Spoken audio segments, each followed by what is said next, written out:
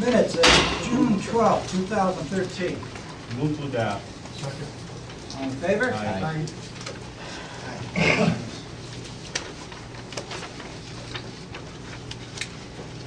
Public presentations. Now's the time that if somebody wants to get up and comment on anything, you have 3 minutes to make a comment about anything in the town. We do have someone on the agenda, Father Abraham Esper. Is he here? No? Okay. Anyone else? Dave, you had your hand up first. If you would, just give your name so Gail could record it. Yeah, Dave Munsell, 13 Beechwood. I think I speak for many of us on Beechwood by saying that we are totally bewildered and demoralized by the events of the last 5 weeks. We've seen 3 storms. One was exceptional, and 2 that weren't really unusual by any other measure. On all occasions, our new Phase 1 infrastructure failed, and there was flooding. I asked that we have a meeting on site again with representatives of B&L and the town to discuss our new observations and concerns. We'll eagerly listen to B&L's proposed solutions at that time. Would that be all right if we do that? Can we arrange for that to That's happen? no problem, Dave. As a matter of fact, I've had several meetings with the engineers and with other entities that have looked at this problem. We're coming up with solutions, and yes, that's fine. We will schedule a meeting with all of the residents that want to come down, and at that point we'll tell you what we're going to do to help correct what happened during that major storm. Could we decide on a date? Well, since so many people are here now and trying to get on vacation and Well, want to be that's going to be a little hard because I don't, give me until the end of the week, how's that? Oh, yeah, absolutely. All right? Okay. Just give me time to talk with the engineers, come up with a meeting date, and today is Wednesday. I will get back to you on Friday. Would you be able to Absolutely. contact these people? Right, right. Yeah, now if I could continue. Unfortunately, we're also upset that the work hasn't commenced on the equal important Phase 2 of the project, which is 3 retention ponds uphill of us, because those are an absolutely essential part of the stormwater system, and we want to know where that project is. In April of 2012, I received an email from you, Pat, that assured me that Mr. Culley was addressing the access issues for work on the ponds, and we're now 15 months later, and apparently this is still unresolved. Well, Dave, we've gone forward with the eminent domain proceedings. We had the public hearing on May 8th, if you recall. After that public hearing was held, there was a determination of need that we actually go forward and take somebody's property. As a result of that, the engineers have had a surveyor out there to prepare a map which we can file. We need a detailed map showing exactly what land we intend to take and from whom. I got an email from our engineers today, in fact, that that map should be delivered to me by Friday. I also know that Mr. Doherty, who we spoke to, I know we had a couple meetings at the property. Dave Reynolds came up. I know Paul Michione was there. And at those meetings, we spoke to Mr. Doherty about, rather than trying to take it by eminent domain, working with us. And I know as recently as today, he allowed Rick and his crews in there to remove some debris and do some clearing work. So we're basically working on 2 tracks. As soon as I get that map, which I have to file with the court, I can file the petition for eminent domain. So you're looking at probably a month in total time. In spite of his cooperation today, you don't think he would sign? I think he'll cooperate. That's what we're trying to do, but I don't want to lose the time because we lost several months in February and March. We talked to him, we met up there. We tried to resolve his concerns. As you know, he wanted fill put in to raise the elevation of his land, which we looked at. I know B&L Engineering came. They were talking about staking out part of it to see what kind of costs that would be, and that's the meeting I think Paul was at and Dave was at, and I think Pat was there. But as a result of that, it became apparent that the cost would be extremely high to try and accomplish that. We didn't stop. We kept going forward. We're still going forward. As I explained to you, we went forward. We held the public hearing on May 8th. We made the determination. The board unanimously made a determination that said that there was a public need to acquire these properties. But I need a legal meets and bounds description, which the surveyor is going to have to me on Friday, along with a map to file with the court, because I have to show exactly what we're taking by eminent domain. Once I get those, I have to secure an appraisal as to value. However, that doesn't hold the process up. Once I get the map, I'm able to put a petition together, as I did with Scardina, and you saw how quickly that went in terms of court approval. It took us probably 60 days, and we had a court order saying, go ahead, file the map, it's your land. But I can't get the order without showing the judge, this is what we intend to take.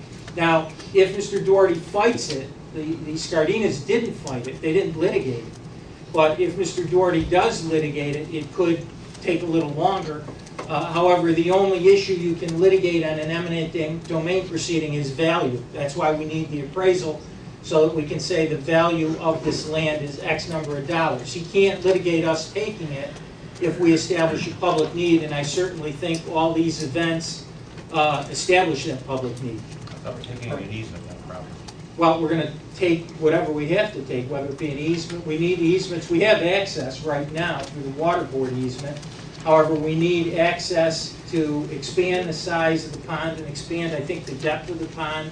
I think we have to put a new outlet structure in. And as I understand it, there are 3 easements that we're going to need. I think 2 of the individuals are willing to provide them.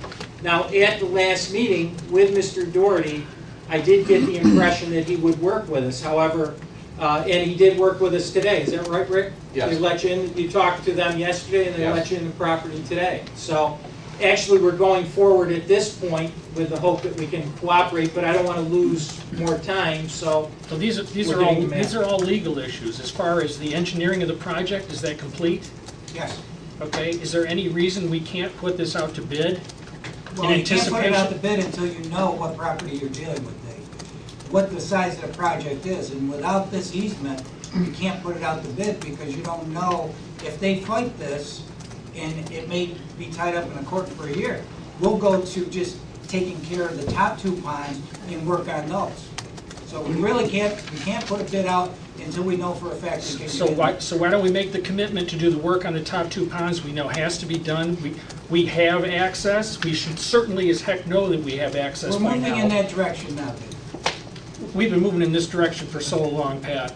You know, it's like death of 1,000 cuts. We appreciate that this is the first board that has really attacked our problem, addressed it, and started to do something. But the progress is so slow, it's killing us. You know, Well, we're can going I into say- hurricane season again. let me just say one thing, okay? We came in 2010 or whatever. We immediately, I know Don Backman spearheaded efforts to put this together, okay? And at that time, this board realized the significance and the importance of this project. Now, I know Don then held a number of public meetings, correct, Don? At the library, whatever, because I can remember Don coming in and saying, look, we couldn't do it 8 years ago because one person wouldn't give us an easement. Well, this board wouldn't stand for that. They directed that I proceed with eminent domain. And I got to tell you, eminent domain is as drastic a procedure in the law as there is, because you're taking somebody's property, okay? But at that time, I was told, everybody's on board. Everybody's going to sign on. You're not going to have to bring any eminent domain. Everybody's going to give easements. Lo and behold, that didn't happen. You talk about time. Lawsuits are a long, costly process. And however, we did go ahead in 11 and 12. We did get the order of eminent domain, and we took Mr. Scardina's property. We took the easement over his property. Right. After 2 years. Right. This could have been addressed much sooner with cooperation and communication with the people that were involved. And I'm not going to revisit this whole issue. Scardina wouldn't give us Before the you go, easement. there were a lot of meetings. As Herb pointed out, Don had a number of meetings. He reported back here that everybody's on board. Okay, that's what this board was told. Okay? But no one checked. Well, No Don one did. checked with those people. Don, did Don you did. meet with him? I took people. No at one their met with word. Mr. Scardina. Well- Scardino is an unusual situation. There are 3 property owners Well- involved. Listen, there are many other people with grievances here. What I'm saying is that we need to address this. A lot of work can be done concurrently. We don't have to do We are, everything in Dave. series Dave, we here. are. We need parallel tracks. Dave, we are. Okay? Well- We're looking at that. I've already talked to the engineers. We're already talking, Rick, we've already talked. And we're looking to start doing some work up on those top 2 ponds. Just a point for Dave. Sure, go ahead. Mr. Mansell, have you seen the work that was done there this morning? Yeah. Yes. Yes. Okay. Now, that in no way solves any issues, No, it but doesn't. it allows us, we've opened the door to get in there and do things that Right. we were reluctant to do in the past. So, you know, And Dave, I think we're going back. yeah, absolutely. I think he's going back again tomorrow. Right. And that's on pond 1. And I really appreciate the work. Rick has been at the forefront of this for Yes, he years, has. and I really appreciate what him and his crews have tried to do. But in 2006, we decided that this was a real serious issue, the ponds were, and they were going to require some outside contractors to do most of the work. And from that time on, they just sat there and gotten worse and worse and worse. Dave, Who I can't cut go the back to trees down in the 2006, second I pond? can't go back, hold on a second. And I can't go back to 2000 when the original proposal was brought up.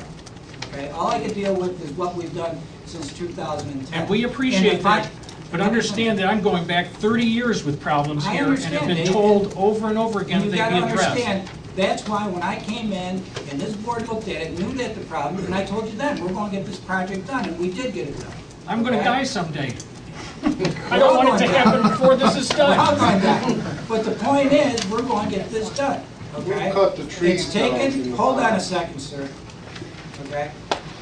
We're going to get this done. It's taken a little bit longer because we ran into some problems, okay? We ran into problems with having to take property where we thought we weren't going to have to take property. We ran into a situation with DEC, with the Indiana bats, and we couldn't get in there and take care of that situation, okay? So all along, there's been little hiccups that have been happening, but we're going to get this project done. Yes, sir. Your Who name? cut the trees down? Sir, your in name? the retention pond? Sir, your name? Steve Appler, 11 Beechwood Road. Yes. Who cut the trees down in the second retention pond? I assume we, Rick? We did, we cut the bad trees. Those are the batteries, right? Yes. I believe the tops of those bat trees are a huge problem with what's going on Beechwood Road. That's half the debris that's coming down and clogging the drain right there. Rick, were those left in the pond? They were not left in the pond, they were put up in the area because we were left in there until the contractor was in there to do the work. There's an 80-footer in the pond, right in the middle of it. You know, I was there yesterday, I saw it with my own eyes. Half of the problem of what's going on there is debris. That's the majority of the problem. I agree with you. So those trees are clogging up. I don't disagree. As a matter of fact, I agree with you. And the majority of the problem, if you want to say 90%, 95% of the problem that we've had, not just on Beechwood, but Woodbury, in just about every place we had flooding during that major storm, was attributable to debris coming down. One of the things that we discussed when we talked with the engineers, and this was just about a week ago, okay, or 2 weeks ago, okay, was how are we going to handle this debris situation? Because you put in a system, it's designed to work under that type of flow, and you run into a problem because you got debris coming down. That is what we're addressing with the engineers and others at this point. Your engineer is B&L. Yes.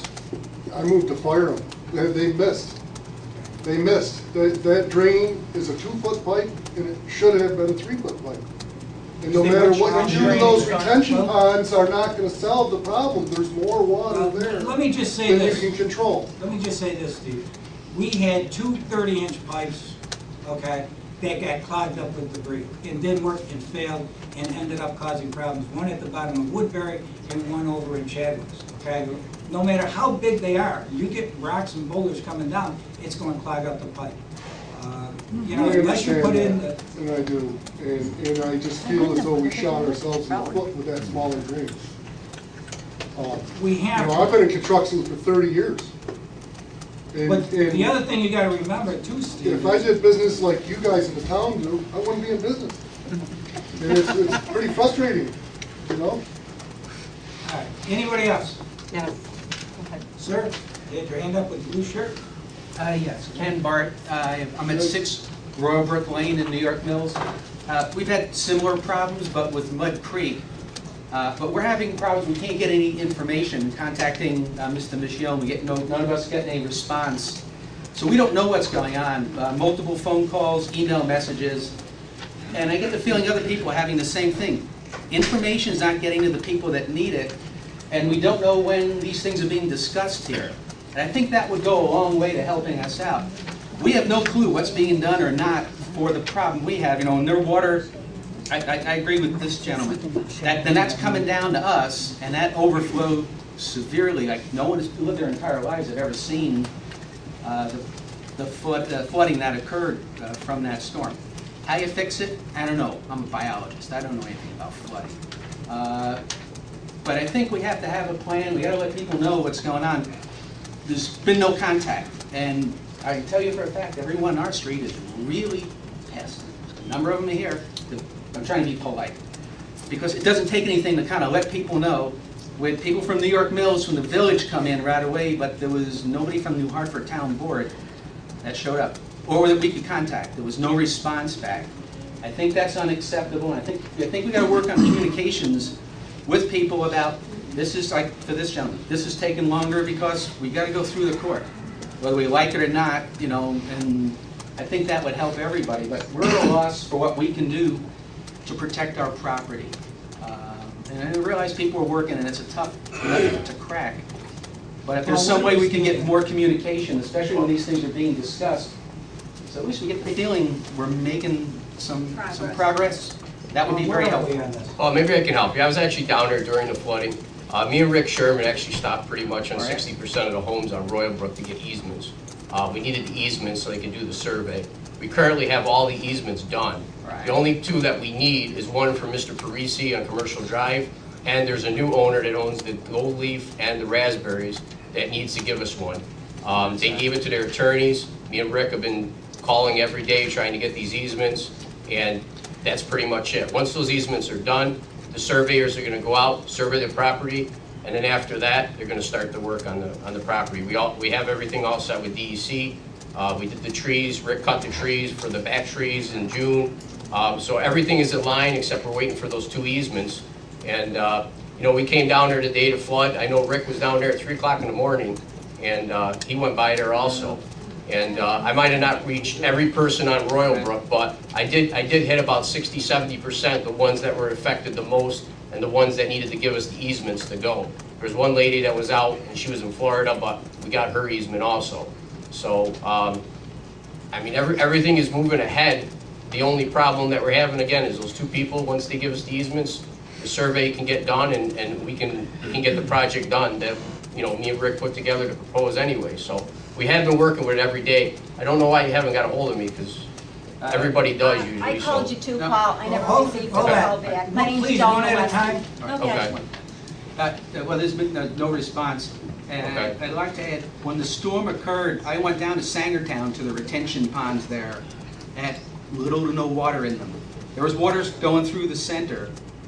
When the previous town Councilwoman Christine was here, when we had that 2 years ago, I had sent her pictures during that flood of those ponds having no water in them, and to make her aware that they're not working. So they're not holding the water back at least a little bit so that it can get down into the river, and they're still not working. I have the pictures if you want to see them. I've actually, again, I went down there, I investigated it myself. I want to agree with you. I believe that pipes were cut off on those retention ponds. Can't prove it right now, but I believe that the pipes were cut off or buried when the parking lot was put in at some time, when they extended or did some work down there, because they aren't getting any water down there, and that's something that we have to look into. But right now, we're trying to actually finish the project that we started, that we put the money aside for, to at least widen the creek and finish some of that.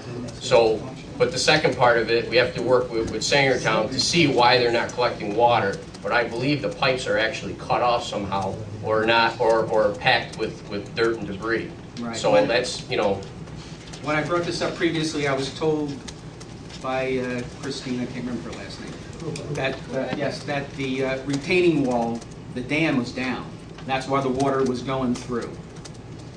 So that's 2 major floods, and those 2 retention ponds just sitting there don't appear to be doing anything. Right. And that has a big impact from that point straight to the river. It's got to be easy to find out who owns the property. Someone's paying the taxes on that land, and someone's got to be responsible, right? I mean, Right, so right.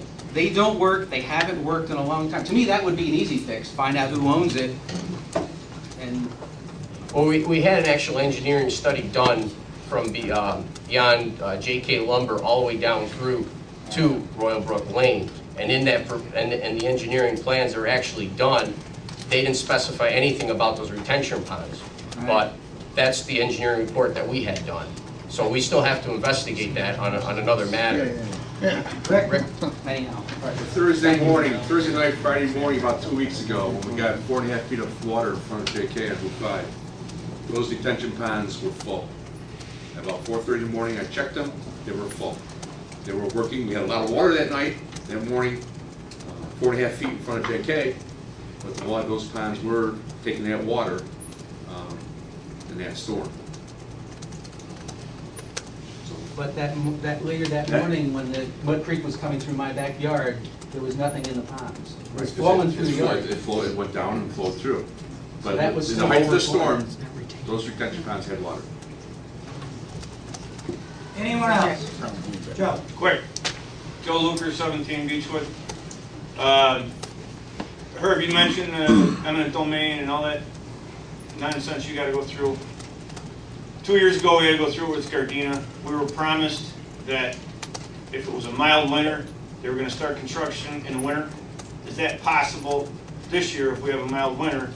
Or are we going to have to wait another year before any digging or anything starts up above? Well, Joe, I think, and I know I've been in meetings with Pat and Rick and our engineers, I mean, I think the intent is the upper 2 ponds that are on the town land, I think they're gonna get in there right away. So I don't think that's gonna be realistic, you're gonna have to wait another year. Okay. That would be, But in answer to your question, Joe, yes, we'll go up. I mean, yeah, I mean, we had a mild winter and construction could have started and it never did. And we got put off for at least 7 or 8 months, which was very frustrating for us because you're waiting for the thaws and everything else. I you know, just kind of comedy here. They got Muddy Creek. Is there a name for that creek? So I can call it something when it comes through my yard?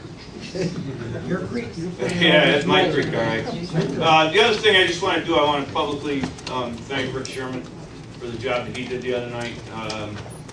Luckily, I've calmed down since then, but if you ask him, I vented on him quite heavily. And first of all, I want to apologize, number one, and number two, I want to thank him for his quick response up there with sandbags, because it did alleviate a lot of the problems. So I know he may get beat up tonight a little bit, but I just want to tell him we appreciate it on Beechwood Road for what he's done so far.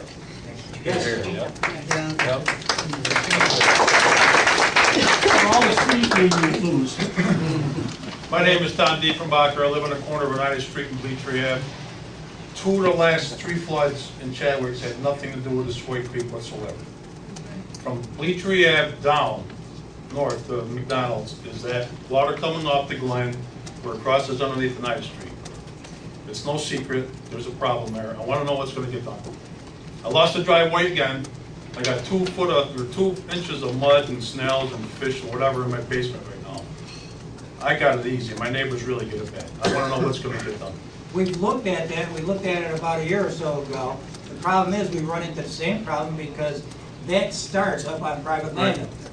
And we have a problem getting up there to even take a look at it. Pat, I think the problem is the culvert across United Street. It's not getting cleaned out. Well, we cleaned it out. I sent 4 emails to Don, I copied you and Rick, about debris starting to build up before any of this happened. Nothing got done. And you can tell, after this happened, when all that dam finally washed through, it went like this. It has nothing to do with Squay Creek. It's the culvert crossing on I United Street. understand, I know exactly. Can you tell me who is responsible to keep that clear of the We are. debris in there? Here. That's our responsibility. It's not getting done, Pat. It's not getting done. And people are paying big time because of that. We'll make a note of it, and I'll say keep on top of it. Who's got their hand up? Judy will tie right into Todd's comment if you will. Go ahead. Okay, Judy Cosworth. Yes. And I own most of the Glen property. You have to realize that the Glen property the water does not originate from the Glen property. The water originates someplace on the other, like Upper Snowden Hill Road. If you know anything about the topography, Smokers up there had loggers come in. Shaheen had loggers come in. And then there was another owner, I'm not sure of the name, I think a year or two ago, when the owner died, the daughter inherited the property. She clear cut. They left tops, they left everything. I mean, just everything. Now, there's two of us, my boyfriend and myself. We take a tractor, we take a chainsaw. We have walked from the third pond all the way down to Oneida Street. We pulled out every tree, every log, everything possible to stop debris. I don't know what else to tell you. I can't stop silt and I can't stop rocks. Pam, are these on private property or is it on your property? Right. Okay. Now, I've given the town, I talked to Rick Sherman today and Don Backman. I gave you two options. You can either dredge my third pond, which is probably the biggest retention pond you'll ever see, or you can take the culvert out from under Oneida Street, cut the road, and build an overpass. Those are your two options. Another simple option, I thought, is the culvert going under Oneida Street big enough to handle this water? No.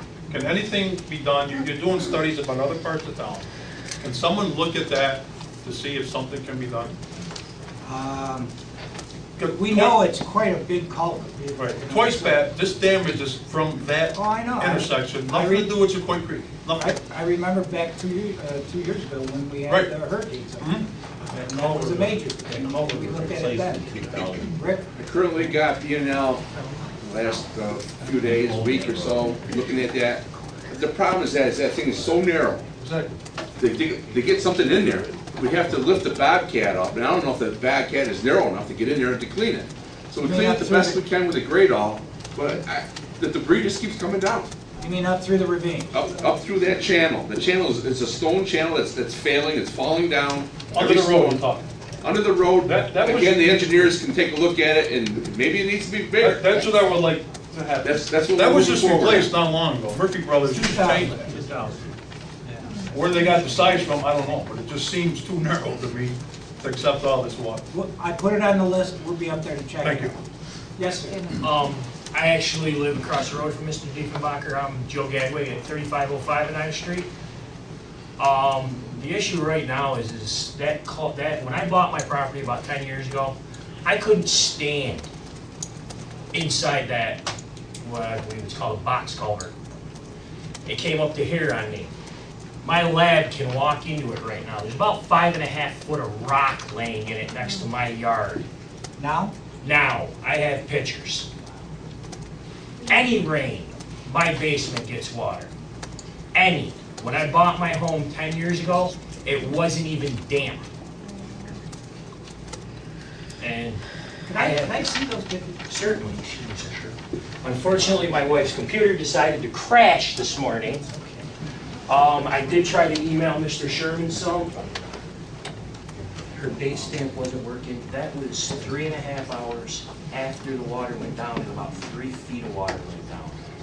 If you go to these, that is how it looks right now.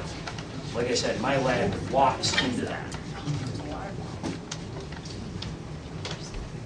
That's looking up towards, this is customer's property, and you can see the culvert at that point is holding all that water with a good 2 foot. I owned my home in June when the thruway was underwater. That held the water until it got full of rock.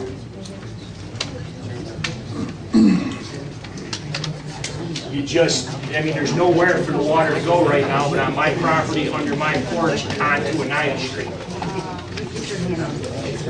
Okay, please, hold on. Gentleman right here with the glasses, white shirt, you have your hand up. Yes, David Meyer. No, here. No. White shirt. You're next. White shirt. All right. Here's what I'm gonna talk about. Copy briefly again.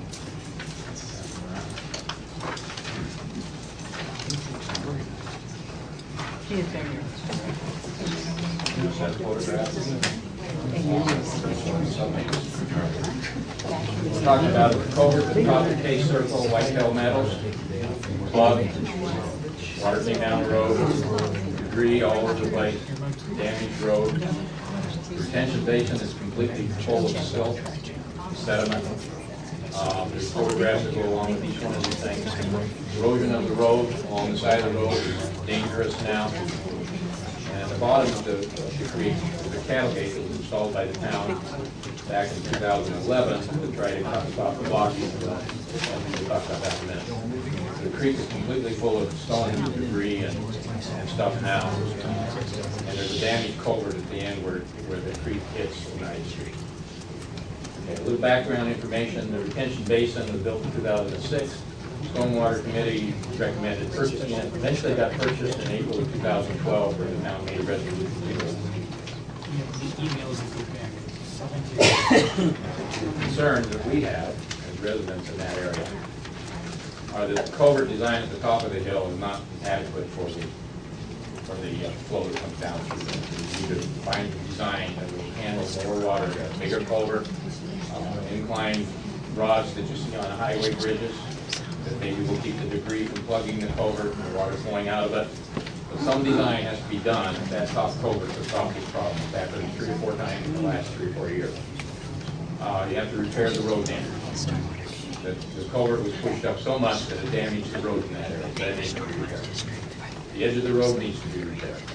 There's potential auto damage and somebody's going to get hurt. And we're liable to sue because we have to repair it. Retention pond maintenance needs to be scheduled and taken care of. Every time we get a flow down through, it fills up with sediment and then it goes nowhere. The northeast bank of that retention pond is the lowest point on the bank. When the pond fills up, the water flows out and runs down the backyards. A lot of ourselves and the neighbor up the top hall at the top of the hill, he's had to build a berm to divert the water back into the creek. We both put a lot of money into those berms to try to get the water back into the creek because the retention pond is not doing what it needs to do. The retention pond belongs to the town. They purchased it in 2012, so we need to take care of it. The creek bed is full of debris. Some areas have been raised as much as 5 feet. The town has easement, according to the developer, of all the properties down through there to clean that creek out and get it back into so that we can handle more flow. The cattle gate at the end of that creek continually is a vertical straight cattle gate that they stuck in. I think prior to Rick and everybody to put that in to try to alleviate the problem, but it just creates more problems. That ought to be put out and that culvert needs to be redesigned down there. There was some damage done to the culvert at the end where it runs into there when they were putting in the sewer. You can see that it's never been repaired. I don't know whose responsibility it is, but it needs to be straightened out because if you're going to take flow, if it's partly blocked, it's not going to take as much flow. So that needs to be bent and straightened out. It's too small to handle the amount of water because we've had more water than ever, but it just won't handle it. And then the culvert's on down the stream where it goes alongside Oneida Street and then crosses and goes down through the school. Those culverts aren't big enough to handle this kind of flow. They end up in the street all the time.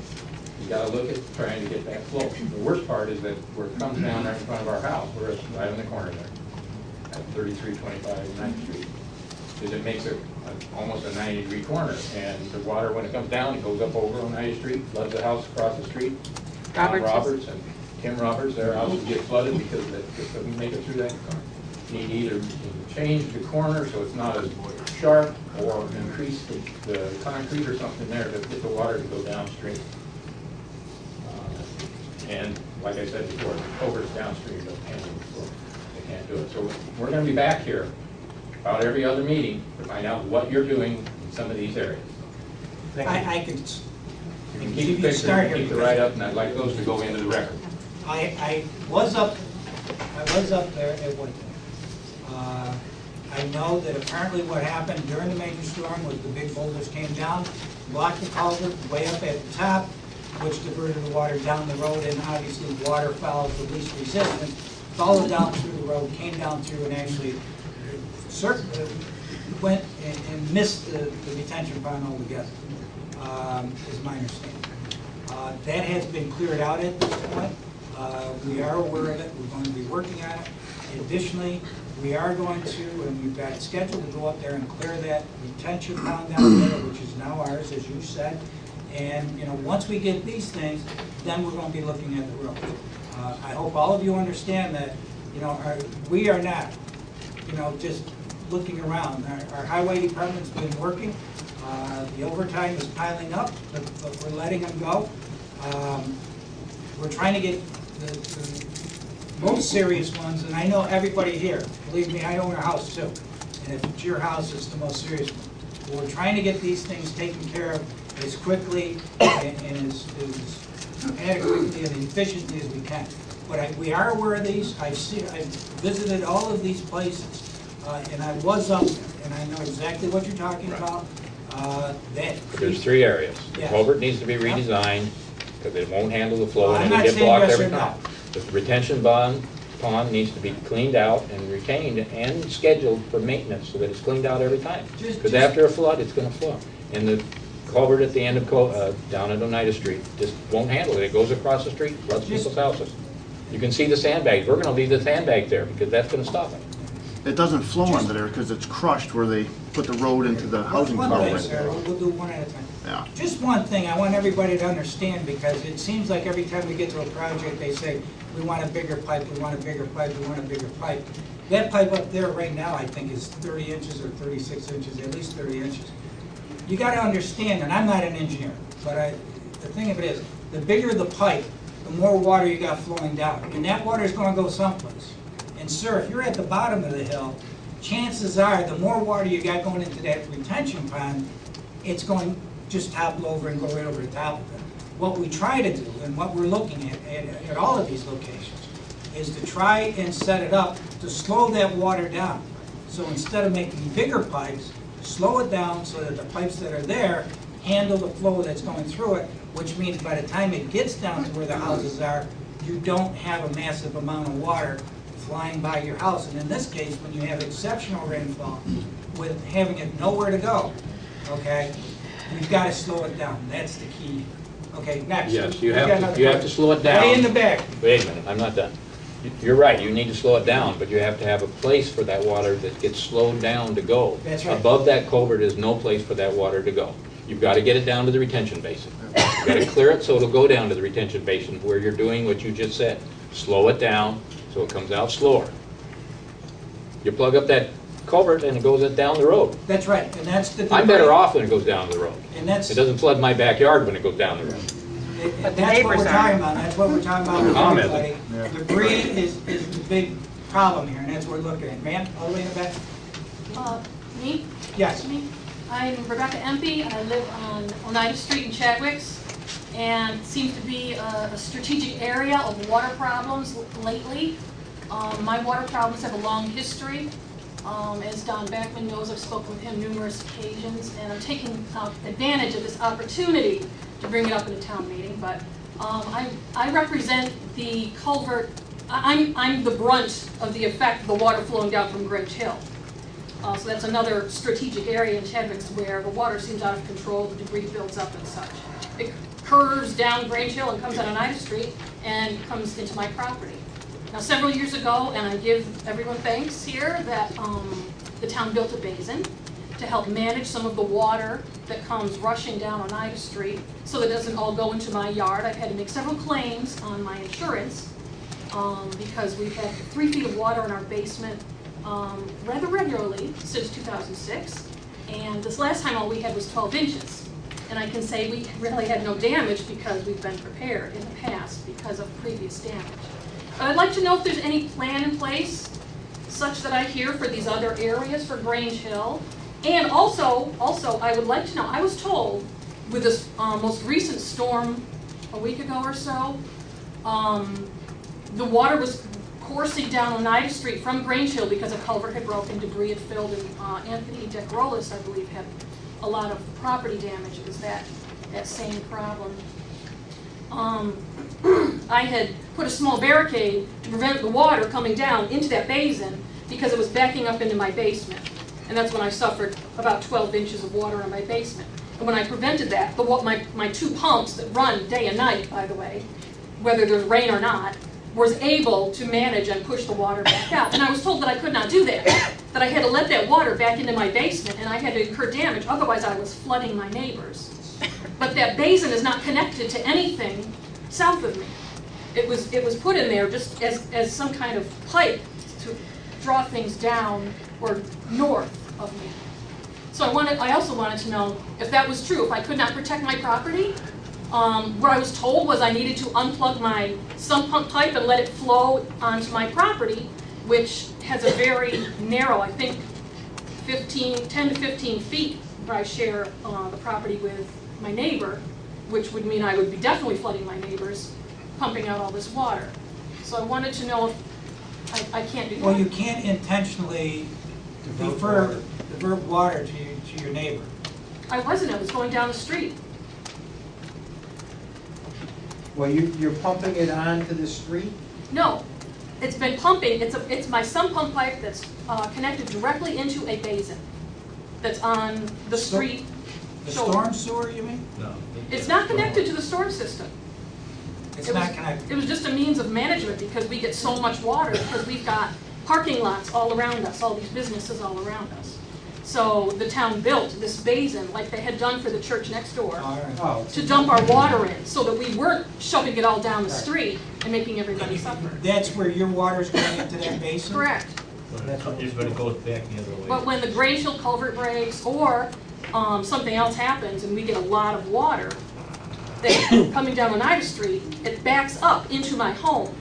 And I have nowhere to put this water. And they're telling me I can't do anything about it. I'm not sure I can visualize this. We're going to have to come out and take a look. That'd be What number of United wonderful. Street are you? 3421 Oneida. Next to Marcosha's Auto Sales.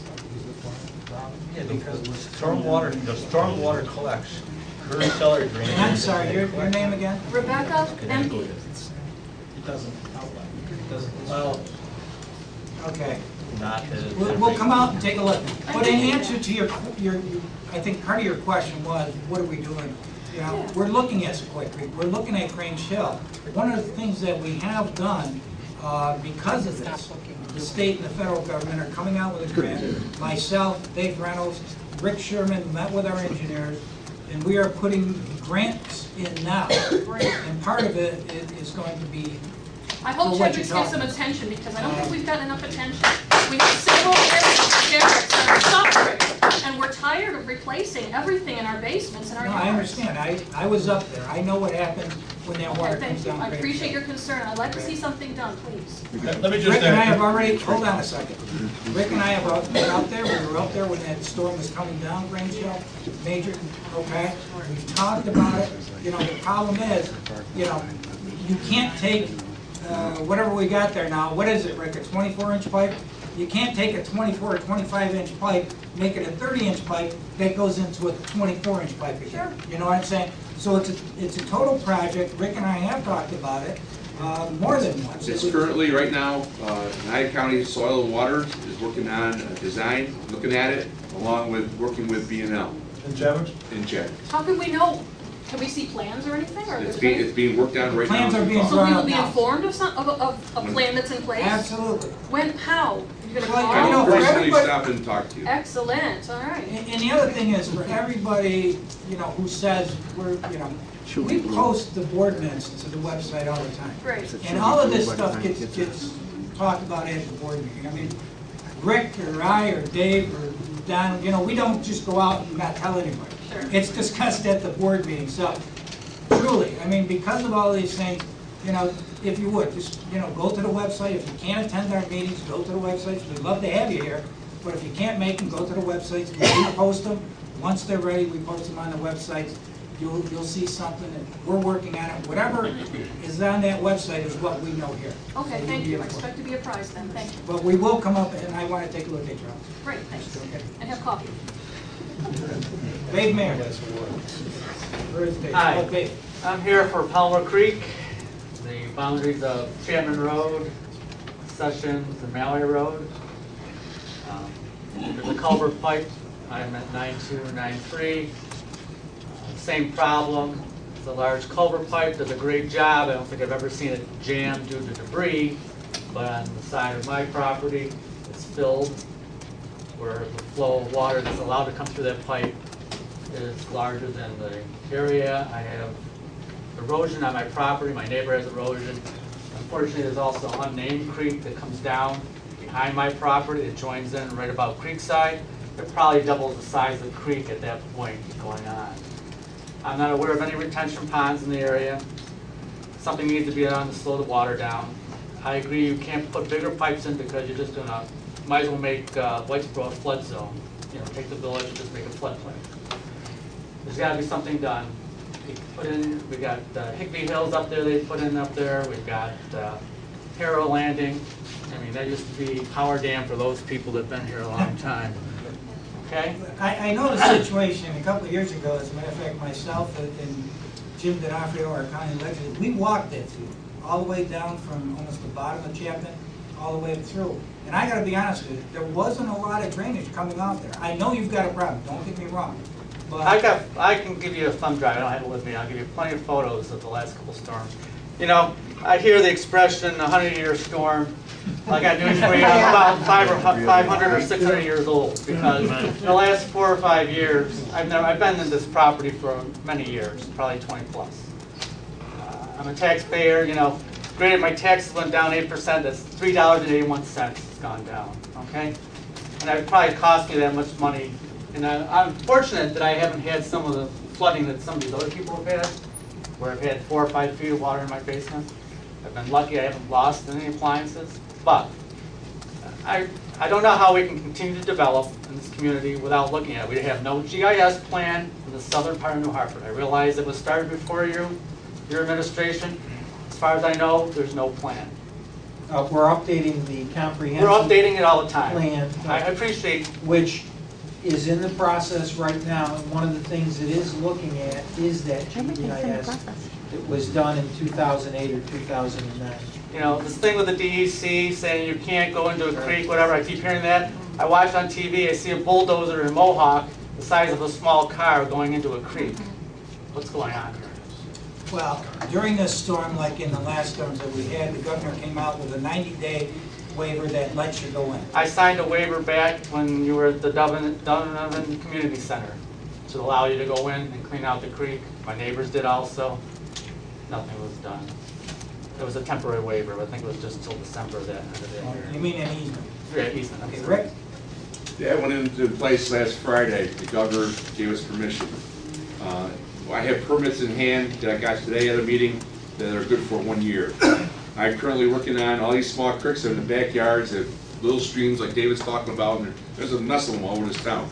I've got to put a plan together, lay it out, and then give it to DEC. Still got give it its blessing, but they're going to be a little more lenient. We were able to go in there and clean them out and do what we have to do. So I'm working on that currently. We'll have them together. I'm looking at mail recessions, all the little streams that are in these backyards, and putting that together. Ma'am? My name is Millie Moore. I live on Cheryl Lane in New Hartford. And I'm totally fed up with 39 years of getting people's toilets flushed through the sewer into my basement. Today I had to have the sanitation service come in and clean my basement again. And I've had it up to here. What is being done to take care of this problem? 39 years. Is it stormwater or is it sewer? No, the sewer water backing up. Sewer backing up into our basement. And Rick, we've talked about this. Yes. Our sewer lines, because of so much rain, 12, 13, 14 inches, whatever we got, the ground is so saturated. As you all know, the county's putting the contract together for us to go out TV in these pipes because they're so old. We're lining some pipes, and it takes the I&I water in, and when we get a good rain event, the water is going in our sewer system. The sewer plant down in the city there, all our main sewer lines. I called him yesterday to see if he was shutting things down because his pipes are backing up our pipes. And it's just, he's at full capacity down there the last couple, 2, 3, 4 days. It's just the backup and the groundwater. And that's what we're currently, these contracts the county's got together, that's what we're currently trying to eliminate is the groundwater going in our septic. Well, you know, I went out, my sewer was backing up, and the flood water was nothing coming down the flood water basins and our circle. Need to check that. The sewers are backing up wide on Cheryl Check Lane. that. Because as Mr. Sherman just said, what's happening is that the rainwater, if you will, okay, is seeping into the sewer system, the sanitary sewer system, okay? And what that does is it creates a situation where it's gotta go someplace. And it's an old system, okay, and there's cracks in there, there's leaks in there, but basically it seeps, as that rainwater seeps in, it can't handle the capacity, so it backs up. Why is it hitting our lane, Cheryl Lane? Because of what Rick just said, that's one of the areas that we're looking at, because you're getting a lot more seepage going in there, into the sewer system, your low-lying area down there, so it backs it up into the houses. Are they gonna do something about it? Yes, that's what Rick was just saying. We're working with the county now, the county's supposed to be letting these contracts, so we can televise them and then line them, or whatever we gotta do with them. Okay? So it's in process. She can get a check valve put in her sewer system that'll prevent that. I have a backup valve, You do? but if I don't know it's flooding, and I don't know, someone was telling me, if I don't know it's flooding and I put the water down my drain, it opens that valve and allows, I don't know if that's true or not. Well, once We've that had two backup valves. valve goes up, then you're going to start coming in. You go out, yeah, it's going to work. Check valve. Yes, sir. I live on Royal Brook Lane, I've been around. Your name, please, sir? George Hubbard, 28 Royal Brook Lane. We've lived there 30 years, and the first 15, 20, the creek would come up and it'd go down quick, but it never went over the bank. And we've taken, here the other day, we had, well, a couple of years ago, they come up so high that ducks are swimming in my tomato plants. And now, I was told that it was a 20-year rain. And I also was told nothing could be done about it because there's trout in the creek.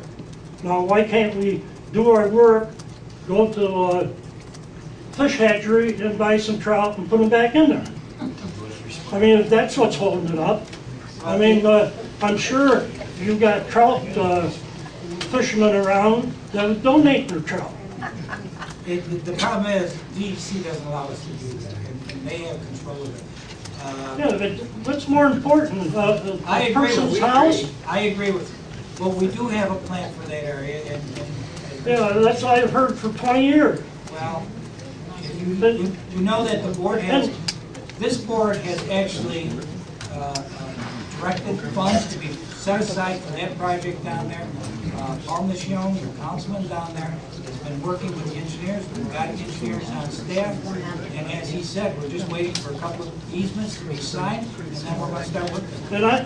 And this is the first time I approached most of you guys, outside Mr. Reynolds, everybody's approached him anyhow.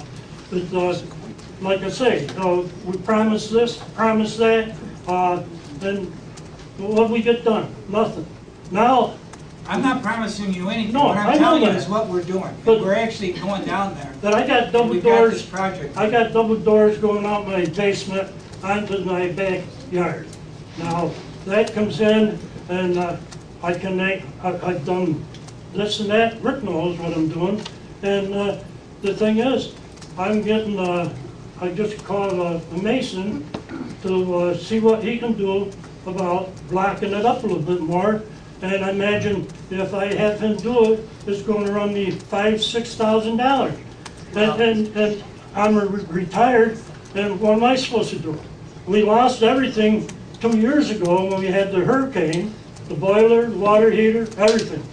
And lucky we got help with it, but still, now we've had how many floods now? 3 or 4? Yeah. And they told me it was a 20-year drain. Well, 20 years, 4 and 20 years, that don't jive. Well, that's a misnomer. You know, 20, that's just a probability. It's not to say that you can't have a 25-year storm within, you know, 2 or 3 within a 3 or 4 day period. But anyway, to get back to your point, Mayor Bilak called me back, what was it, Paul, about a year or so ago? I met with him, Councilman Shion met with him, we brought our engineers in, they had their engineers coming, and basically he wanted the meeting, the mayor wanted the meeting because he said, we need to stop the flooding for the people on Brook Lane. As I said, Paul and I went down there, we recognized that there's a problem. At that point, I told him we're going to take care of this, and we are. We hired an engineering firm, this board hired an engineering firm, we got a study from them, we got an estimate of what that's going to be. Those monies have been set aside specifically for that project. Good. Okay? And the only thing right now that's delaying that is, as Paul said, we need 2 more easements signed by the homeowners down there, or landowners, and once we have those, we're going to start working on that project, and we are going to get that project done. But the whole darn thing is, I'm 85 years old, and I can't move, because who's going to buy my house when it gets flooded all the time? Well, we're going to stop that, that's what I'm saying. That's Well, what this project is I all hope about. before I pass on, so I can celebrate. We're going to get it done this year. Yeah, the 2 easements that we need are the same easements that you signed for me and Rick. We just need it for them. It's just they want their attorney to look at it because they don't want property taken away from them on Commercial Drive, so they have their attorneys look at it. Well, you know, it makes it a little tough because I know most of these birds for a long time, and most of the time I believe them and trust them. But there's times, you know, you have your doubts. That's it. Yeah, Kelly Britton, and I'm here with my mom. It's Ruth Baldwin for 15 Brookside Mobile Manor. And if you have to excuse my ignorance, because I hear you talking about ponds and all of this stuff that's going on, but I will tell you, 2 years ago, I stood in her Folks, if yard. you could keep it down so we can listen to her, please. The very corner in the trailer park in Mobile Manor, and Vicente was down there, and all. I was down there. You were down, everybody was down there, and everything was gonna get fixed, and the bank across the way got built up, and something got dredged. If I did not come down and get her with that storm, her car would have gone down the river. That's how much water was in her yard. That was supposed to be fixed. She was evacuated last week. No, there's another storm. I know that. There was at least 2-3 more floodings within the last 2 weeks. My mother's alone. My stepfather is in Kentucky with his sick daughter. My mother has a broken back. If she walks out of her house with that much water, there's going to be a problem. It's a safety concern. So I don't know if all of the things that you were talking about are going to address this problem down here, but it's not even just like a little, it's a flood in her front yard. I was down there 2 years. But it's 5 times in 2 years. I know. When And one of the, When go that ahead. water comes down under the bridge on Bleachtree Ave, I know. they were supposed to dredge out the creek 2 years ago, and they said they did, and it was gonna fix the problem. It's worse now than it was. And the thing is, excuse me, when they built up the other side, it was sunstone across the creek for me. All that stone washed up the hill. And they have no retaining wall on my side at all, which is where every single time, because I'm the lowest lot in the park, when that water comes down around the corner, I'm the one that gets flooded every single time. And everybody's No, I know, stuff ends because- up in her So what yard. you're doing, what I want to know is, what they did last time and said would help, did not. Are you doing whatever you're doing that's going to correct this problem with the water getting down We're hoping fast to. and high? We're hoping to, because one of the things that we recognized 2 years ago was the fact that that creek, because of the sediment and everything, has actually shifted. So when that water comes down by where you live, it hits right into that bank and it pounds into the bank. Okay, and that's what we recognize. What we tried to do back then is we tried to get an excavator in there, dredge that out, which we did do. We had an excavator in there for, how long did we have John in the Split Creek? A week? No, he was in there longer. Almost a week and a half, 2 weeks. 2 weeks. Trying to dredge that out, build that up, and try to shift that creek over, okay? And I hate to keep pointing fingers, but the DEC, even under these consent orders, only gives us so much to work with. You know, they're not going to let us change the whole course of a creek. However, go ahead. And on the other side, just a little bit further up, going towards Oneida Street, they've got mammoth retaining ponds. Why can't they put them on my side, at least until where it goes under the railroad bridge? And we'd have water. Rick, we looked at that, putting some riprap up on that side, and what, we couldn't get over there, what was it? We did look at that. We did look at it, and John did put some over there, but today, or yesterday I was there, it's gone. On that side, it's gone. And we get John up there to take a look at it, maybe you and I and John will go up, take a look at it, see, maybe we need bigger boulders up there or something. Also, the railroad bridge right there, if everybody knows that area, is also getting ready to, they got some issues there too. Oh, yeah. You saw it. Yeah, every day, twice a day. Alright, what we're gonna do is we'll come up, we have another excavator there in the shoes, okay? We'll bring him up there, Rick and I will come up and take a look and see if there's something we can do with that tank. We did look at it. And I can tell you, Renee, on her side, there's something not done, and I can promise you, there are trees, the erosion is so bad. Do you know those trees? No, I do, because we looked at them. The roots are, you want to talk about debris going down, you're gonna have huge trees. The guy next to me also severely What number are you? 15 right on the very corner, and he got totally flooded. His skirt come off this time again, his shed was full of mud. I had water all the way to the driveway, the entire yard, and this is the fifth time. I mean, and neither of us are well enough to take care of it, and yet all we want is some building blocks on that side of the creek, like they have up higher to keep it from coming off the creek, or up the side. And we'll look to do that. The problem is that when we get such a gushing rain like that, it will actually knock over the roof down. Yeah, it does. Yeah. But anyway, we're gonna come up and take a look at it, we'll try to come up with a solution for you. And we're at 15, I'll knock on the door and say what we're I don't know why. If you're interested, I can add to that. I own that. Give me your number.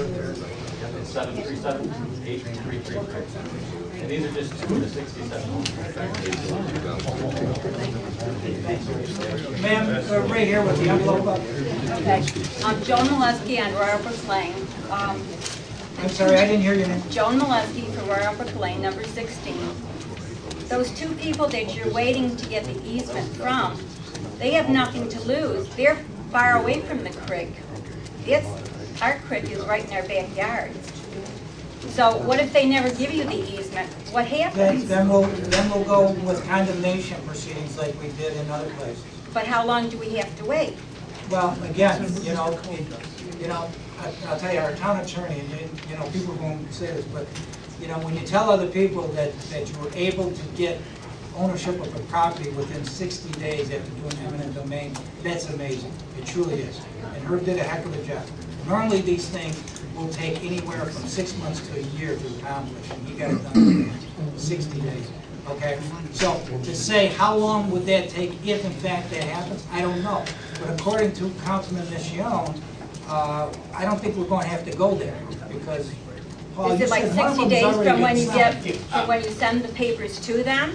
Well, Joan, we already stopped. Actually, Rick gave them the papers. Mr. Parise spoke to. Next week, we're supposed to get his paperwork back. The only thing he wants his attorney to do is write up a letter and have our town attorney look at it, and we're not going to actually take any of his property or alter any of his property.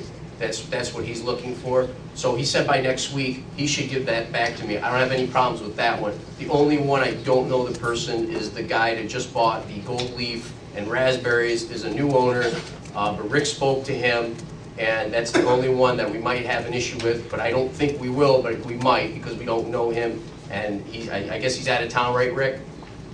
No, he's a local person. He's local, and the last couple of days I've been trying to get in touch with him. But I'm not giving up. I will find him. Okay. Rick, why don't I talk with you tomorrow on that? Yes. And Herb and I will get One other If you want to call me, I know. Okay. With everybody having all these problems, how do you say who's going to get their problem done first? Well, your project is actually, there's money set aside. There's independent contractors that are gonna be doing your job. Okay. So yours is just gonna go, the minute we get the easements and the survey done, then they're gonna go out and start the work. It's really not gonna be on the back of the town of New Hartford. Okay, that's And actually, the money that we actually put aside for that wasn't with town taxpayer dollars. It was with developers' money. When they developed their properties, Okay, they paid into fill money, and that was the money that we set aside to take care of your project. So it's actually not even taxpayer dollars either. So we're trying to do everything we could. I mean, I came in office about a year ago, and I said that was the main thing that I wanted to do was help Royal Brook Lane and work with the people down there with the flooding, and with the help of this board and Pat and Rick Sherman immensely. I mean, we set aside money. We've got people on board. We've got DEC to let us cut trees. We get in permits. We got engineering study of the whole creek done. So we've really done a lot. I mean, right now we're just trying to finish the few little steps that we have, so we can get people in there to start doing some work. I mean, that's really where we are. I try to get back to every resident down there. I've talked to most of them that are down there. They've signed easements for us. You know, some of the other residents I didn't catch because they weren't home or whatever and stuff, but at the end, when they start work, we're definitely going to go down there, knock on every door, and just make sure everybody's comfortable and make sure that everybody's doing the work properly. I mean, that's the What key. are they going to do now? They put the stone in last year. Well, what are they going to do Paul, now? why don't we just have you take a look at the plans? We'll show you exactly. Yeah, I have all the plans You have and everything. plans? Paul can bring them down, he'll have them take a look at it. Okay, that's great. Okay. Thank you. Sarah in the gray shirt, you've been looking to, no, not, I'm sorry, standing up. Steve Leonard, 3397 Oneida Street in Chadwick. I own the Hotel Lowell. I don't think I'm surprising anybody in this room. I've had 16 measurable floods in 23 years, ranging from 3 feet the other night to the light bulbs under the water. And you've answered most of my questions about Grange Hill. However, I think there's a little bit more of a problem. There's some runoff running through the backyards of all the properties going up Grange Hill Road, and that erosion just keeps getting deeper. I'm glad what they told you, ma'am, that somebody can't intentionally divert water into someone else's property, and I think that's happening in a couple spots, but I'm glad you guys are on top of it.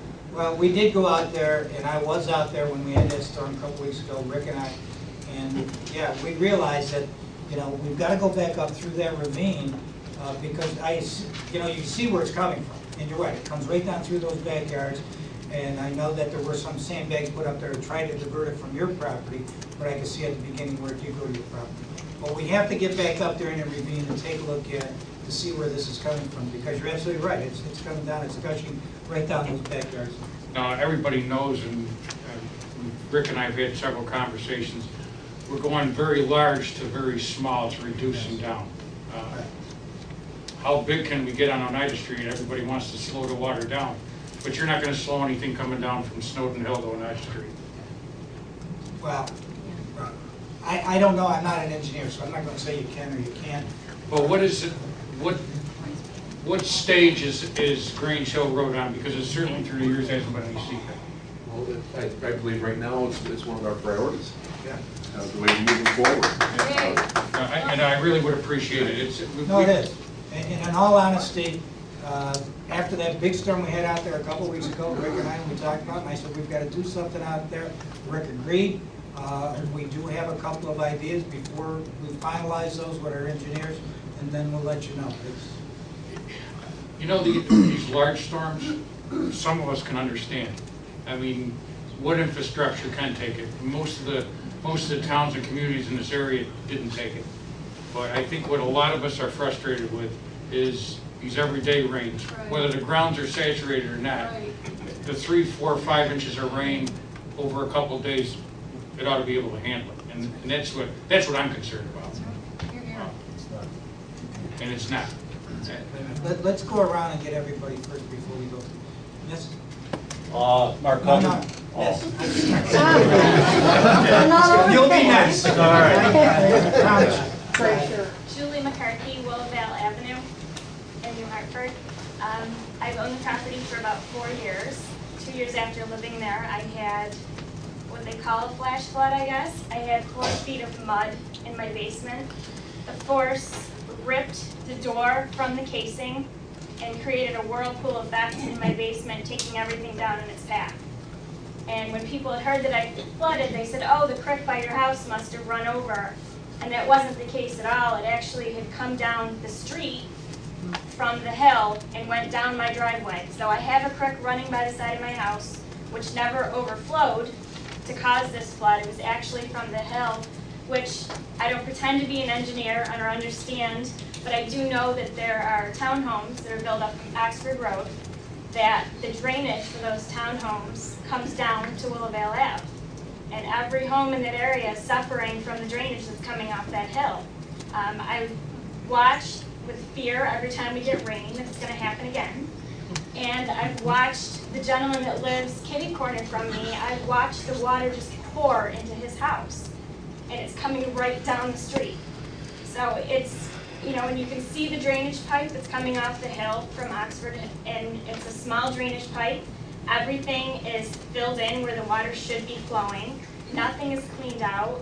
I spoke But you're with... saying it's coming right down Oxford Road, down there?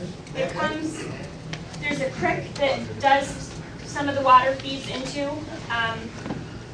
I have grown up in this area. That creek, when I was little, I could jump from one side to the other. In the 4 years that I've lived there, I've lost about 6 to 10 feet of my property from the creek. It's a massive creek now that goes underneath the road. And at this point, because of all the damage that has been done over the past few weeks, it's not even safe for my daughter to go anywhere near it because so much has eroded underneath. There's an overhang that if she were to step on that, she'd go right into the creek. Rick, are you aware of this situation? Yes, I believe, Don, isn't this the area that we're working on Oxford Road and down into Willowvale? 'Cause I just got the easement from this gentleman. Right, Mike Dunn actually Yeah. lives there too. Yeah, right? my name is Mike Dunn, and I live on the other side of the creek from Julie. And I've been in close correspondence with Don through emails, much correspondence over the last 2 months. And what Julie's talking about is this little, I guess it's become a tributary now. It comes under Oxford Road. By Fluke. by Patty Fluke's house. And what has happened is this water comes under the culvert from under Oxford Road, and this little self-made tributary now is ground level.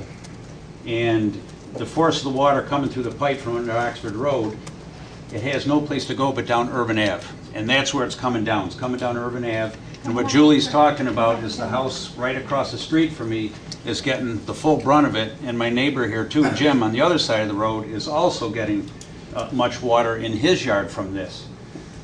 Well, we've been waiting for this to be cleaned out, and I was told that the understanding that an easement had been obtained from the owner of the trailer park. It used to be a, well, still is kind of a trailer park up there, in order for the town to go on the property to clean it out. And I guess I'm understood that the easement has been obtained. I noticed that somebody had been up there today and done some digging next to that yellow trailer, so I assume, Rick, you had somebody up there? We got the easement, okay. A couple days ago, last week. Yeah. We obtained it, it's been UFPO'd. We're working with the county, because Oxford Road is a county road. We're working with them, they're building a catch basin up there. Right. And yeah, that's what I was going to ask. Is a catch basin going to be put on the other side of Oxford there to catch it? Because in back of Jim's house, there's a catch basin that catches water coming down there too. You know, Don's been great. I've been having good correspondence with Don and trying to get something done. It just got to the point last week where that poor guy was getting water in his cellar, and he 2 pumps going day and night, that me and the fellow that was getting flooded, we went up there and we dug it out by hand ourselves, dug it down about this far from Oxford Road all the way to Rockport Creek? Rockport. Just to help alleviate temporarily till something gets done. And it stopped the flow down the road. But Totally it's filling stopped in it. again. But it's starting to fill in again, yeah. So just my question is, what's the next step to take care of that? It's a very close quarters there, next to a mobile home. It is, it is. Very close, and that's Yeah. where the ditch has got to go. Yeah. It needs to be cleaned out, and that's what we're working on. Yeah, yeah. And Bill, I'm sure you probably would have some things to say too about other things that You're more qualified to speak on than I would be. I had one more question. Hold on, before hold my on a second. Let's go one. But this is all this area. I don't believe she was finished, Mr. McCarthy. I'm sorry, Julie, I didn't mean to interrupt, I was just trying to help. Let's go back to Julie. Go ahead. I'll let my dad speak in a minute. The question that I have is, last year, they did come and dig the creek out next to my house, which allowed for the flow to go much better down the creek. But because of, there's two sources coming into the creek, so it's flowing down and then also coming across. So it's hollowed out this big area where I've lost about 6 to 10 feet of property, keeps moving its way over towards my driveway, and it's really become dangerous at this point. I need some type of retention. I mean, they dug it out and left the topsoil there last year, which helped. It was kind of like putting a Band-Aid on the problem. Temporarily fixed it, but now it just keeps eroding and eroding and eroding because of the force. I need something to hold. I mean, I spent a ton of money this year landscaping it, fixing it, building it up, and I watched it all wash down the creek, so. Well, now that we're out there, we'll go out, we'll take a look at it, we'll see what we can do. Since we're out there anyway, it makes it a lot easier for us to help you out with that And situation. you can have any permission you want to do anything on my property to fix it. Yes, sir. Right here. I promised you could go next. Why don't you go? Hold on one second. Mark Hubbard, 34 Royal Brook Lane. I live right behind Raspberries. Last Friday morning, my wife got up at 3 o'clock in the morning.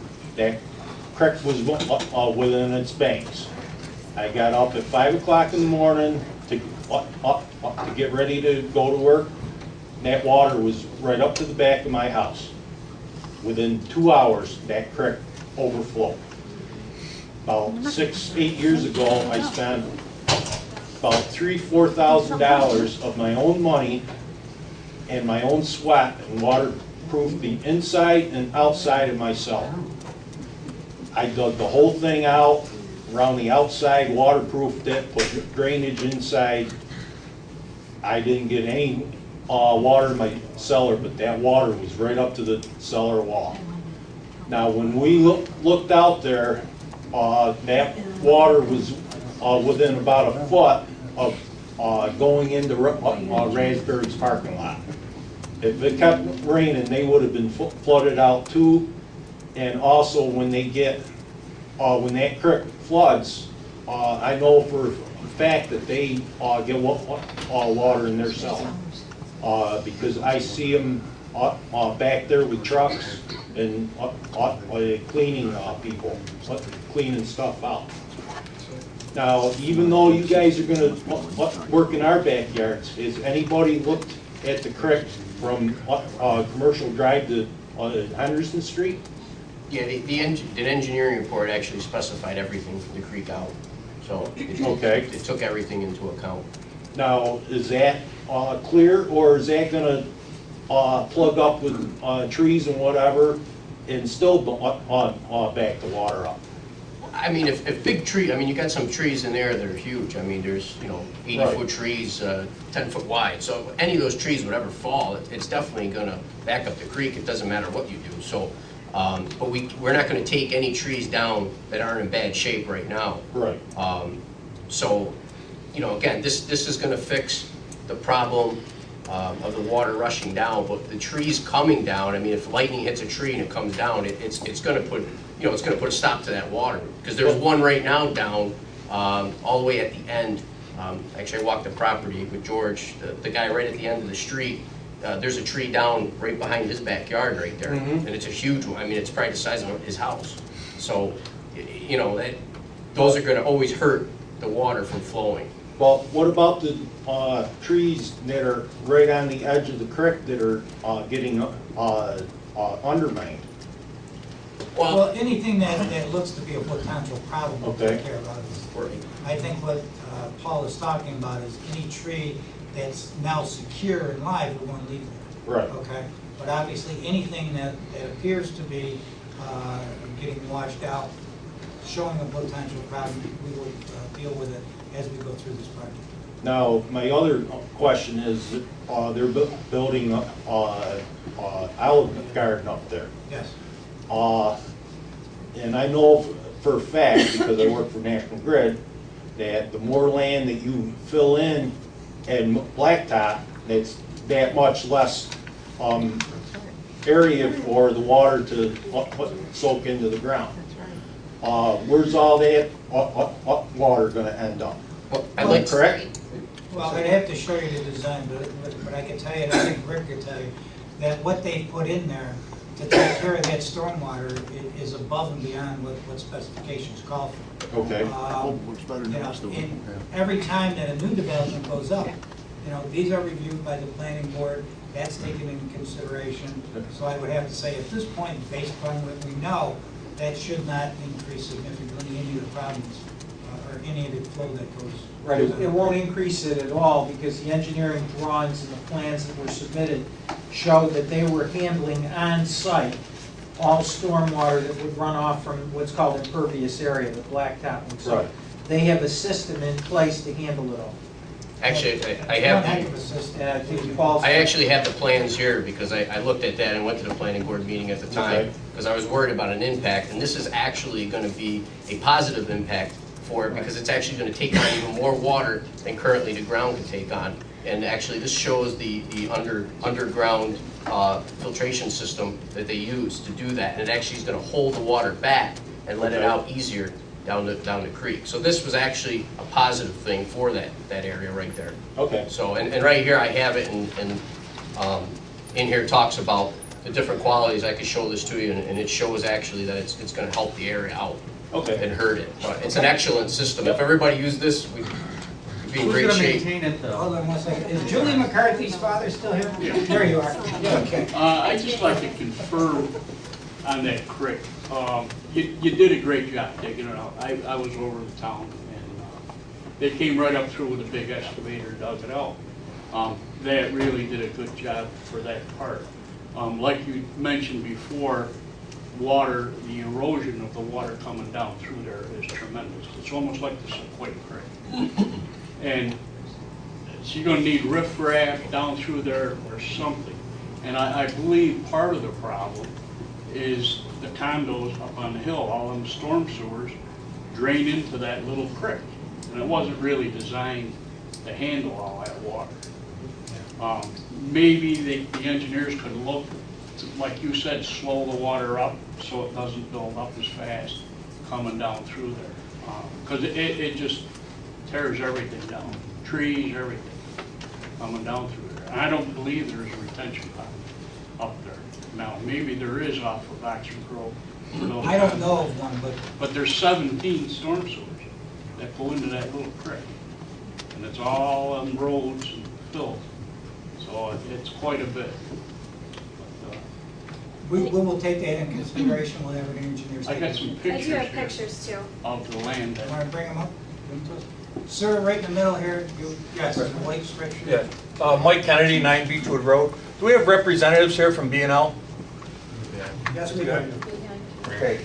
Given the current state of what has been completed up on our road, how would you view it in your eyes, as a success or a failure? You're talking about the phase 1 course system up on? Right there. Yep. Well, I believe it's a success in that it's conveying a certain amount of flow out there. As discussed here tonight. Can you speak up a little bit so they can hear this, please? Sure. So the question is whether or not the phase 1 pipe is a success or a failure. I think it's doing what it's supposed to be doing. It's conveying some level of flow out of there. Now, to interrupt you. Sure. We talked about pipe size and clogging and this and that, but I got flooded again, I mean, immensely. So in my eyes, it's a total failure. Now, you're saying we scaled it back a little bit, but it hasn't stopped the flow of water. And how far are we in on this monetarily? How much you guys got on the table invested in this project so far? Beechwood or Beechwood and Woodbury? The first phase of Beechwood. About 700,000. 700,000, we got the same problem, we haven't done nothing. So where are we now? Well, we're going to come together, as was suggested earlier, with Mr. Munsell and talk about some of the recent problems, talk about how they happened, what the cause of that was, and also talk about the issues onward. But phase 1 is not a success in my eyes. It hasn't stopped nothing. Okay. I mean, if you buy a car with no engine, I mean, are you gonna settle for that? $700,000 in, guys, we haven't gotten anywhere. I mean, you're the engineer, you do this for a living. You know, I'm not an engineer. I hate to, you know, rain on your parade, but it's a failure. Well, at this point, we know we've had some problems. Okay?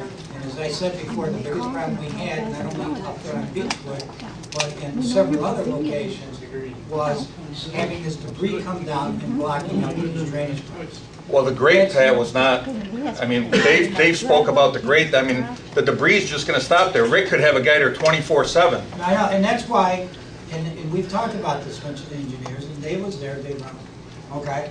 We're looking at something that's going to go back up the streams, not only there, but on a couple of other projects. We've already worked out some of the problems that happened down on Woodbury, and we've started those projects to correct them already to help keep that debris from getting down and plugging up those drains. And that's what we talked about doing with Beechwood. And again, the biggest problem, and again, not only with Beechwood, but it was with Woodbury, it was up on Whitetail, was the amount of debris that came down all at once and just plugged those drains. That's what we're looking at now to help that. And we're hoping that as we get back up into those other ponds and start leveling this up, we don't have as much force coming down to carry all that debris. How am I doing, Ken? Well, we were told that that thing would be able to handle, you know, a mammoth storm. We estimated, we wrote the numbers around, we estimated a 25-year design storm, which has a certain CFS, or feet per second. So the pipe is sized based on 23 CFS. How much flow came down through there, I can't tell you that right now. I don't know how much runoff came off that hill. What I do know is I go back to when we modeled that whole system, the system being a closed pipe, plus 3 basins above it.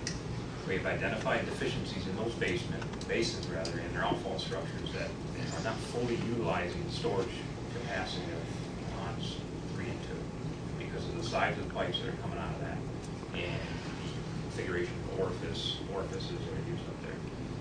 So we want to take this opportunity to not only talk about, all right, what's happening with the phase 1, but also what's going on up in phase 2. What can we do up there that can enhance and further reduce flows? Well, that's my concern. You know, we're jumping to B and C, and A's is still a problem.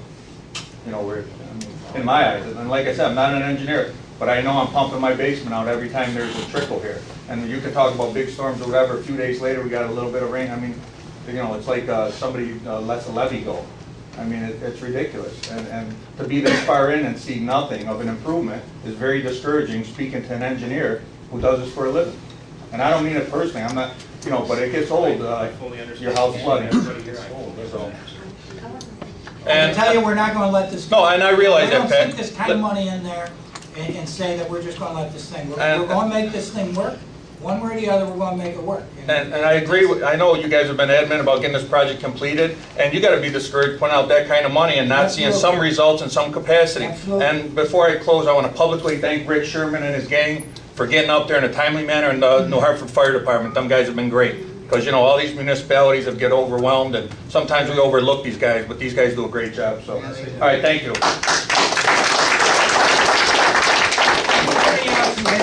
Yes.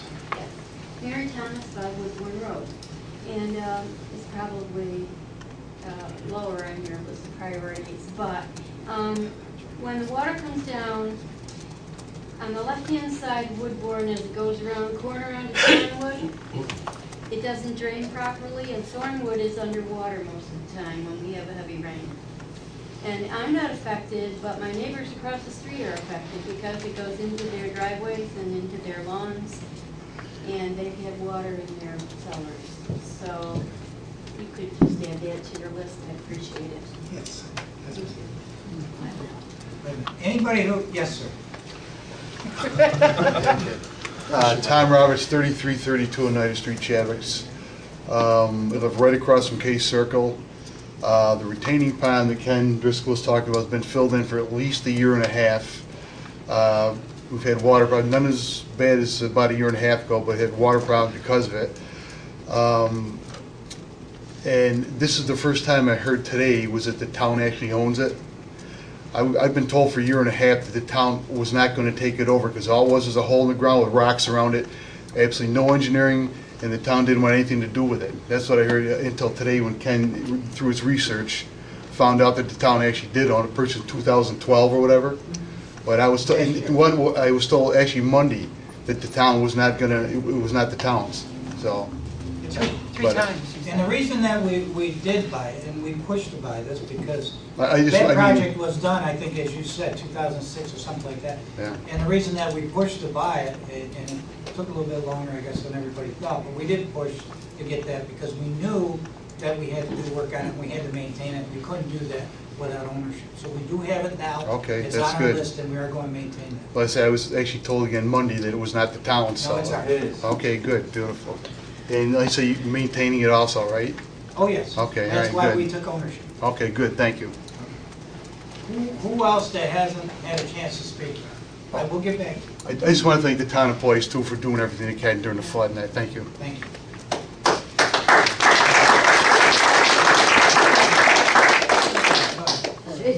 Thank you for giving me a second chance to talk. I'm listening to everybody here talk about the floodwaters, and I have sympathy with your problem. But I have sewers in my basement, and they say our water is coming from the United County thing. Why isn't anyone else here having it? Why is Cheryl Lane the only one here complaining about having sewer backup? There's something wrong with our connection. Rick? Cheryl Lane is not the only place that's having this issue. There's several places in the town. Where? Mill Summit Road, We were just up there the off other of day. Second Turnpike. Well, why isn't like Bowling Road and the areas around our neighborhood having it? Because they're What- higher than you. You're the lowest point. Bowling Cheryl Lane Road happens is to be the low. lowest. Huh? Bowling Road is low. Well, let me back up.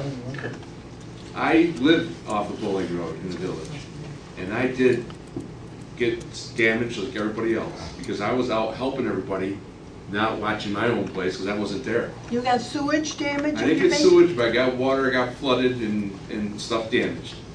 Because I wasn't there, I was out helping everybody else. When I came home, I had a mess.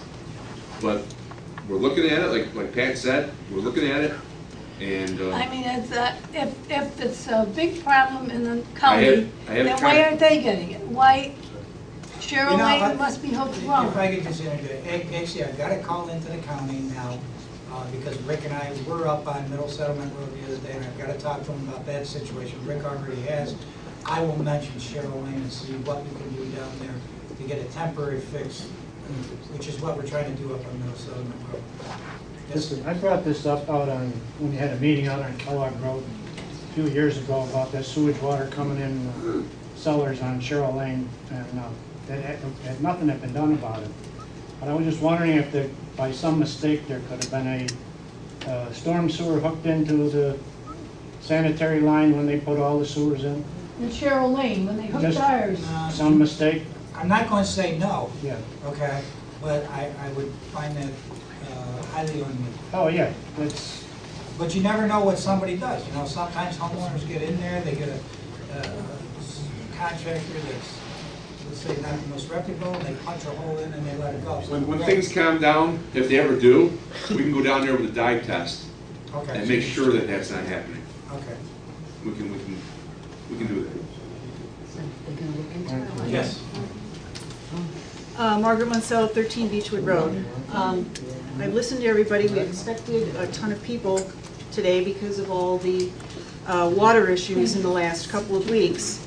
And I have heard that the town is going to be looking into everything. Rick's group is going to be doing things.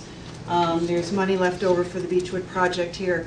But quite honestly, it sounds like there's a ton of money and resources that is needed to do all of this. And all I'm hearing here is that Rick's, the town group here, is going to be doing, it sounded to me like a majority of it, cleaning out, digging out, maintaining, going around looking at everybody's problems. And I'm wondering if the town board here is going to give serious consideration to where some of these funds are going to come from. I mean, it sounds to me as if the highway department here, Rick's group, is overwhelmed already.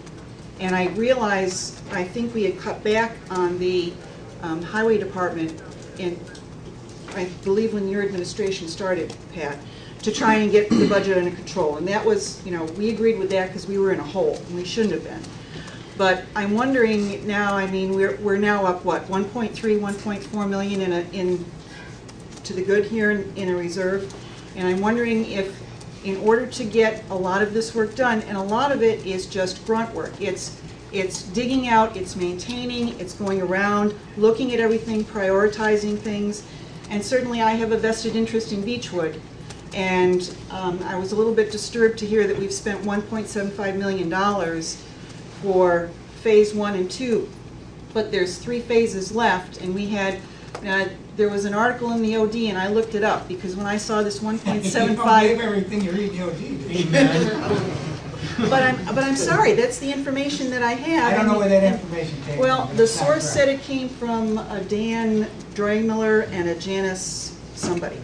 Okay, but aside from that, my comment is, will the board consider using some of our rainy day funds in order to make sure that all of these concerns are addressed in some form or fashion, in a timely fashion? This, you know, when we talk. Let me just answer you by this, and Rick will tell you this. We are not hesitating on anything. When that storm hit, I told Rick, I said, whatever you need, you got it, okay? We have not held back. We brought in independent contractors to assist our highway department. All right. These are people that basically specialize in this type of work with excavation, water control, etc. We brought in our engineers. No, we are not hesitating because of money. But don't worry about the money. I'll take care of the money. Well, okay. Not personally, but I'll take care of it. All right, he's got the money. But quite honestly, I understand budgets, and I understand that there's a lot going on here. Well, the other thing is too, just to mention, you know, FEMA will probably come through with reimbursements for us. It's not 100%, but it's 90%. All right. Rick has kept track of this. He's already submitted, right? First step. Submitted projects. We had our meeting this morning at 9 o'clock with the county, and we're waiting for the president to come forward. Yeah. So we're still going forward with our projects and our estimates and whatever we got to do. Yep. I know. Everybody in this room should know there are millions of dollars of storm work, water work left to be done in this town. And if you don't believe me, you can start at the southern border. You can walk to Sequoia Creek, you can come up, you can start looking at some of the retaining walls that are holding Sequoia Creek. You can start looking at some of the waterway and creekways that need attention, need work, and the ponds that need to be dredged, and the systems that need to be built. There are millions of dollars yet to be spent on stormwater. Let's get going. Yes, sir. Again, I hear that there was excavators brought in 2 years ago. There's been 3.5 foot of rock laying in the creek next to my house for 2 years. The town showed up with their grade all. I'm sure it's a great machine, but it looks like a Tonka toy. My father worked for DPW in the town of Marcy for years. They had a grade all that could get something done. This thing can barely reach into the creek because it's so eroded now and get to the rock. There's a power pole that's starting to wash away with its guide wire. That's coming down quick. I have 4 maple trees next to my house that had roughly 4 inches of soil, 5 inches of soil washed off their roots. If one of those goes into that creek, Chadwick's is done. I mean, anybody that knows trees, that root ball on those maple trees is huge.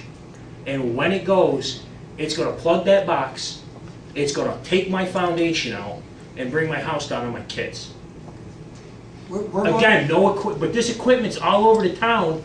You can drive by Oneida Street, throw a McDonald's wrapper out, and hit these rocks. There's 3 rocks right off the box culvert, the size of V6 motors. They've been there 2 years now. Not coming out. Every time it runs down through there, it runs good where the wall's good on the sleuthway. As soon as it hits where it's down, all that sediment falls out right there. Now it's 5 feet deep. Soon it's going to be right up to my foundation. Where was this equipment 2 years ago? It was supposedly here, there, and everywhere digging out all these catch basins and creeks and stuff. Well, as I said, we had a different situation with the creek that you're talking about, okay? We did have excavators 2 years, we used them extensively. We did use them extensively down in Chad. If there I is... never even saw them. I work afternoons, I'm there till 3 o'clock in the afternoon. I'm not necessarily saying they were at your house, but I'm saying we did use them down in Sequoia Creek. That was the main place, as Rich said already. He was down there for about 2.5 weeks just in one location, using them. But we will get back down there and we'll take a look and see what's got to be done. Yes, Judy? Yeah, it ties in again with the area that he's talking about. I understand the banks are eroding. I mean, we've got erosion everywhere, not just there. And it is taking down trees. Beyond where he can see, beyond my fence, my gate there, we had erosion take down, I think, 4 trees. Now, again, it's just 2 of us. And I'm gonna buy a backhoe. Sorry, that's my retirement. Isn't that wonderful? But I've got trees that are now hanging from one side of my bank to the other. It's only gonna be a matter of time if I don't take them out of there, that the erosion is going to completely tear out the root structures and they'll wash right down to your culvert. Anyone else? Okay. One thing, Pat, the Willowbell Fire Company wasn't mentioned here tonight. I just want to give them a great hand.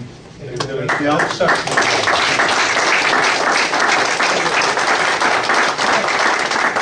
Thank you, folks. If you have any more questions, you have my number, Councilman's number, please give us a call. Moving on.